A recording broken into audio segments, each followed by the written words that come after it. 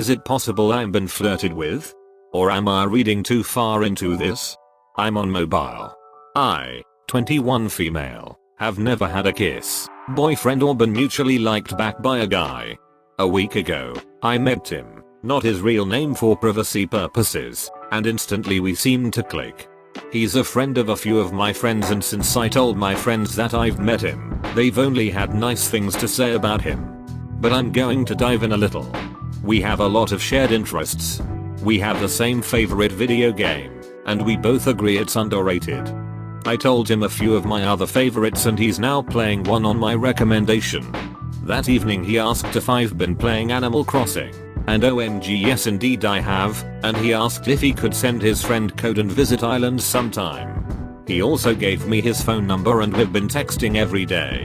We also share the same taste in music genres, more video games and Japanese movies. I said I'd love to meet him again sometime. He asked me if I wanted to get bubble tea sometime in the near future, and OFC I said yes to that. I was excited and told my friends that I'd met someone that I really vibe with. But they told me that sharing Animal Crossing towns and video game interests aren't flirting. My nerdier friends seem to think it is flirting. Either way, I'll be happy to have met someone I have so much in common with, but does this sound like flirting? I need an outside perspective. Edit. Just noticed the spelling error in the title but can't fix that. So I fixed the others I saw. How do you stop crushing on your cousin? Please help. This is gonna be the death of me. So, to begin, some slight context. My cousin and I are both trans men. We've both been a big support to each other in our separate transitioning, which just makes us all the closer as friends. We've known each other all our lives, but about a decade ago we lost touch. Recently, we got back in contact. The thing is, I've come to the horrible, crushing, painful realization I have developed a crush on him. And not a tiny one, either. I tried to play it off for a while, telling myself I was just having some really strong platonic feelings. Unfortunately, that's not helped at all. It's gotten to the point where I feel like I'm pining away. I get stomach aches from the stress of it. I can't sleep or eat properly. I just want to hang out with him, and be around him, and hug him. But I know now that these can't be platonic feelings. I'm also polyamorous.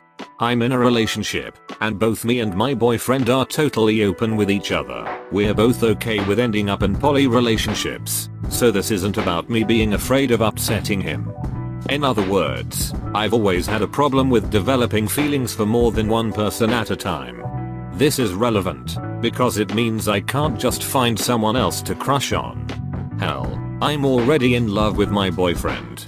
So the typical trick of just find someone else to take your mind of them isn't gonna be as effective as it would be for a naturally monogamous person. And I don't want to ghost my cousin outside of this crush. He's a great friend and someone I can really bond with and count on to have my back. I wouldn't want to ruin our relationship just because I'm an emotional duck. I'm not really keen on the idea of being in love with someone I'm related to either, which is probably the most stressful part. I high-key hate myself for allowing myself to develop these kinds of feelings for someone I literally share blood with. And I kind of just want to feel normal again. That'd be nice. Not feeling constantly on the verge of vomiting and collapsing into a depressed fetal position until I just ducking die. Too long. Didn't read. I've developed a crush on my cousin after a decade of being apart and I feel like I'm slowly dying inside. So, what do I do? How do I either get rid of these feelings, or cope with them, or do something that means I can just be chill with my best friend who is also my cousin? I really don't want to have a crush on my cousin. Help. Are white girls almost always attractive? I'm Indian female and we look like pigs, but who cares? But when I go to neighboring countries you get a lot of white girls going on vacation there. They are also so attractive with no makeup. And I went to London too. Any white girls I see are so attractive. On the other hand, I don't find white girls who are models or celebrities that attractive. Or Instagram models as attractive. Online people have a completely different view of the average white girl. Like average is just completely normal, like less attractive than Natalia Dyer. Or if someone is slightly cute, everyone's like they're above average when the average white girl is actually drop dead gorgeous from what I see in real life. What is even average there? Is it like paradise? As an American man, I find Indian women to be very attractive, and for the ladies you see on vacation, I would say most are wearing makeup. I'm so sorry that you have that view of girls who look like you. I don't think that's true at all. Honestly, it's down to how widespread Eurocentric beauty standards are. White girls aren't just objectively more beautiful, they simply tend to fit more neatly into the mold of what society at large tells us is beautiful. What is a good way to message a girl that I don't know? Hi, I, male 21 years old, am on Tinder and I am looking for a friend with benefits. I see that a lot of girls will post their Snapchat or Instagram in their bio on Tinder. My question is, what should I say to a girl I don't know? This is a good sub to ask because you will get some balanced answers. You have to be careful with dating advice subs, they can be a bit toxic. I guess if it were me I would just want an easy introduction. Hi, my name's X and I found you on Tinder and thought you looked cool. Wanna chat and go from there. Be upfront about what you're looking for, but don't put it in your first message as that's a bit too forward in my opinion. That said, I don't put my snap on my Tinder, so maybe someone who does wouldn't want the same as me. Make sure it's about something that she mentioned in her bio on Tinder and whatever media she linked to, because otherwise it can very easily become just a shallow conversation that's boring for both parties. You gotta be unique, clever and or witty. My sister recently joined Hinge and she said the overflow of matches and messages she got was so overwhelming. She only responded to the dudes that had unique or funny messages. Personally, I have never gotten a response by saying a generic introduction. Keep your expectations low and don't get your hopes up for anyone. If drugs aren't allowed in sports, why is makeup allowed in beauty contests? Yeah, this is from a meme. But seriously, why is this the case?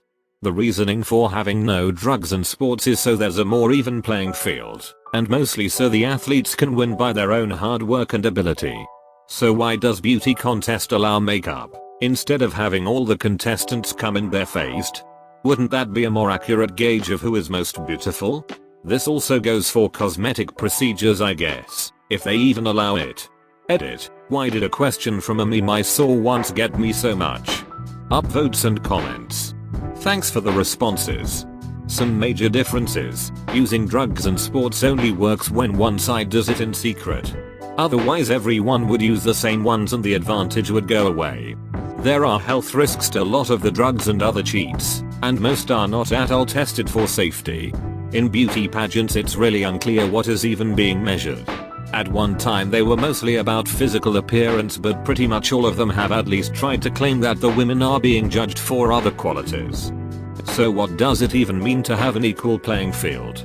Also look at the different places of makeup versus performance enhancing drugs in society at large. Makeup has been part of the normal kit for most women for decades.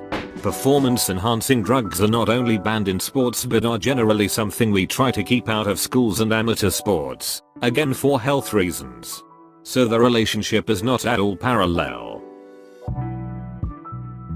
Is post-nut clarity real? It very much is. Once the bliss wears off after finishing, whatever you were looking at seems sort of nasty. Another redditor once said this about it. It's your brain returning to normal. Up to and during orgasm, your brain is going through a lot of crazy shit, like your dopamine levels spiking and the lateral orbitofrontal cortex shutting off. So you nut and all of a sudden all your logic, reason, decision-making skills, expectations readjust to homeostasis, and, in comparison, it feels like you've achieved some sort of transcendental clarity. All of this makes sense. Except the part about what I'm looking at seeming nasty.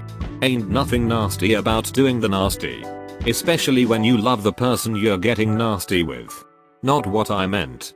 Most people who enjoy watching porn home finish because of the sobriety that PNC gives you, start to become extremely disinterested in continuing in said act.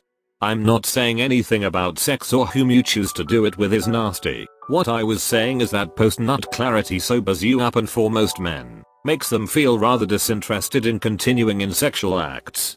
As an example, if I consume it, and I acquire PNC after ejaculation, am I going to continue on?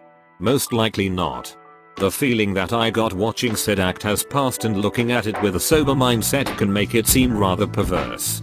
Not sure, give me a minute. Edit, nope, nothing. Damn. 2 minutes from comment to edit. He's going for speed.